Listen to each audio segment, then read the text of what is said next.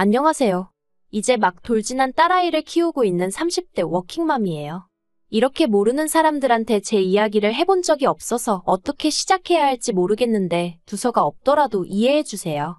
지난 결혼 생활은 녹록지만은 않았습니다. 특히나 시댁 식구들의 무신경한 말투와 째째한 남편 때문에 많이 힘들었어요. 하지만 어리석게도 저는 남편이 아빠가 된다면 사람이 달라질 줄 알았거든요. 그래서 아이까지 낳았지요. 하지만 집버릇 개 못 준다더니 그래서 이혼을 결심하게 되었습니다. 지금은 죽일 만큼 미운 남편이지만 처음 지인에게 소개를 받았을 때는 믿음직스러운 사람이라고 생각했어요.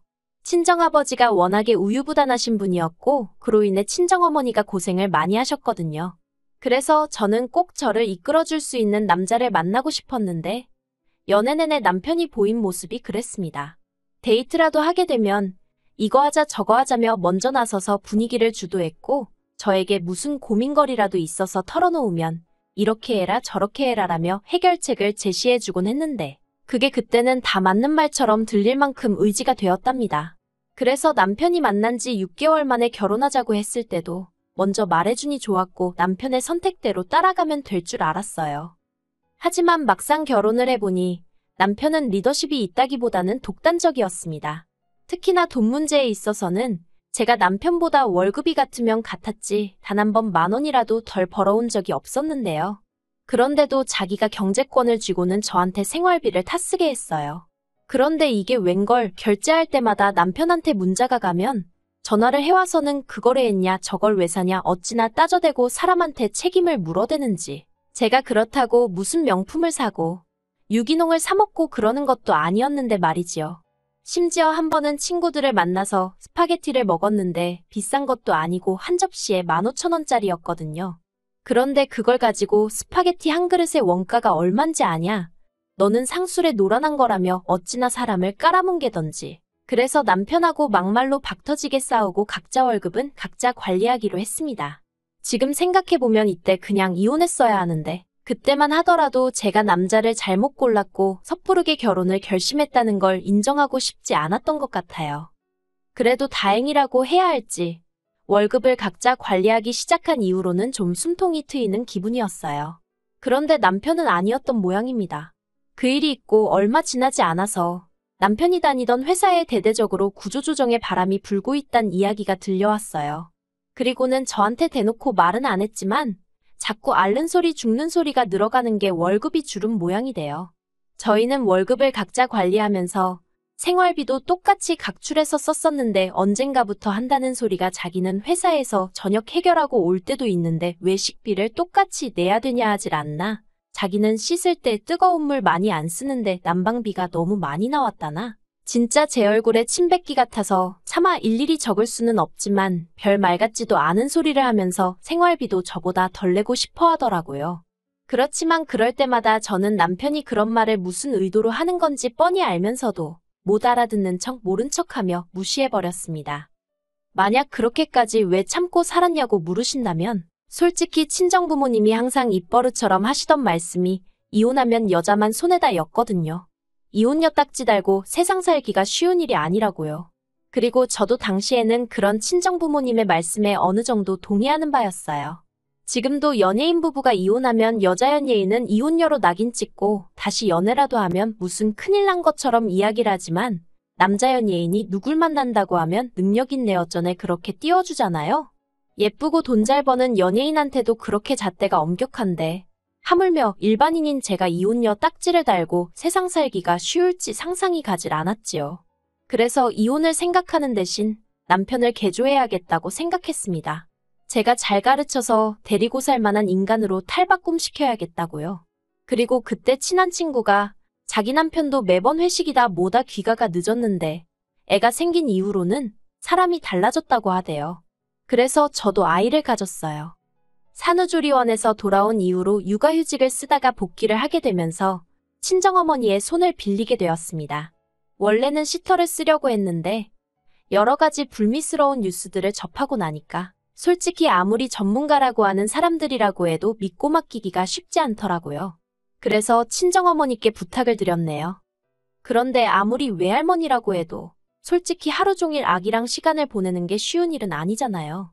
친정어머니도 당신 나름대로 시간을 보내시던 일정도 있으셨을 테고요. 그래서 처음부터 한 달에 200 정도는 챙겨드릴 생각이었어요. 왜냐하면 제가 알아본 시터들 중 경력이 거의 전무한 사람들도 200은 불렀거든요.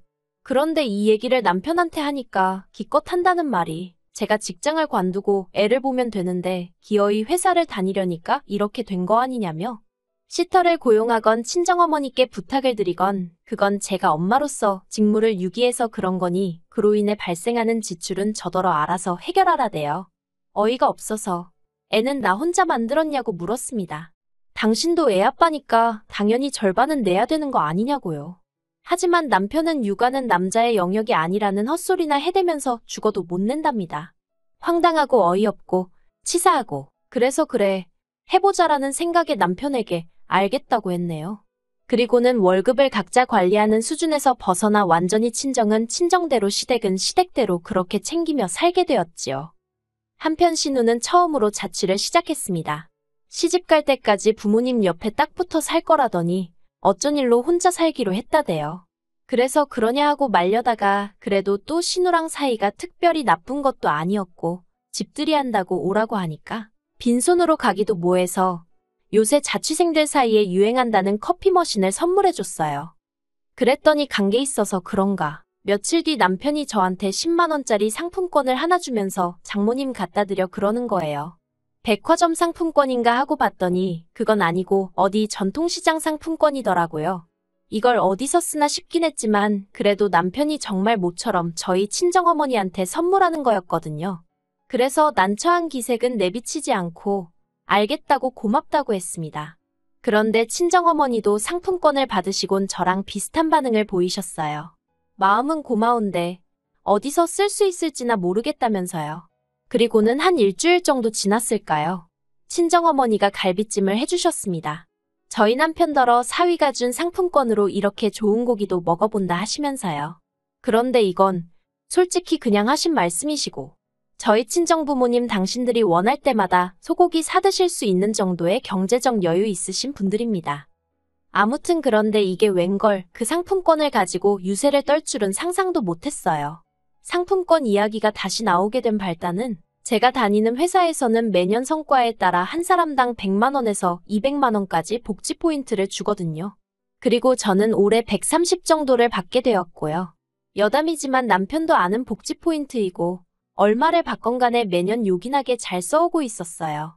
그리고 올해는 친정에 안마의자를 놔드려야겠다고 생각하고 있었습니다. 비록 3개월 만에 재택근무 전환이 되면서 친정어머니 도움을 받지 않아도 되게 되었지만 그래도 3달 동안 친정어머니가 고생을 많이 하셨으니까요. 그런데 남편이 올해는 그 복지 포인트로 뭐 할까라고 운을 띄우더라고요. 그래서 친정부모님 댁에 안마의자 놔드릴 거야 그랬습니다. 그랬더니 그걸 왜 제 마음대로 정하냐대요. 원래는 매년 상의해서 쓰긴 했었거든요. 하지만 지난번에 남편과 한바탕 한 이후로는 솔직히 금전적인 것과 관해서는 남편과 아무것도 상의하고 싶지 않았어요. 남편 논리대로면 제가 일을 잘해서 회사에서 고맙다고 저한테 주는 거잖아요. 그러니 순전히 제 몫인 건데 왜 남편이랑 상의해야 하나 싶었던 거지요. 그래서 남편한테 제 생각 그대로 이야기했어요. 내 포인트 내가 쓰고 싶은데 쓰겠다는데 뭐가 문제냐고요. 그랬더니 남편이 그러면 시댁은 시부모님은 생각 안 해? 그러는 거예요. 어이가 없어서 당신은 처가 생각 얼마나 하고 사냐고 따졌습니다. 그리고는 그렇게 시부모님 사드리고 싶으면 당신이 당신 돈으로 사드려. 월급 받아서 그 돈 다 뭐해? 생활비라고 100만 원 주고 나면 당신 생전 나하고 1원 한 푼 상의해서 쓴 적 있어. 그러니까 이번에도 알아서 잘 사드리라고 쏴붙여버렸네요. 그러자 남편이 입술을 대빨래 밀고선 인정머리가 있네 없네. 누가 누구한테 할 소리를 하던지요. 그런데 그 일이 있고 며칠 뒤 생각지도 못한 사람에게서 연락을 받았습니다. 바로 신우였어요. 신우가 먼저 저희 남편, 그러니까 자기 오빠한테 들었다면서 저희 회사 복지 포인트 이야기를 꺼내더라고요. 뭐라고 달리 반응을 보이기가 어려워. 네 맞아요 그런 게 나와요 하고 적당히 대꾸만 하고 있었어요. 그런데 신우가 정말 잘 되었다며 이번에 자기가 컴퓨터를 사려고 하는데 저더러 복지 포인트로 대신 사달라대요. 그러면 자기가 현찰로 주겠다고요. 사실 복지 포인트를 쓰려면 지정된 곳에서만 써야 되다 보니까 100% 마음에 드는 물건을 찾기가 쉽지는 않거든요. 그래서 저도 남편에게는 친정어머니 쓰실 안마의자를 사드릴 생각이라곤 했지만 마음에 딱 드는 모델이 없어서 고민이 많았지요.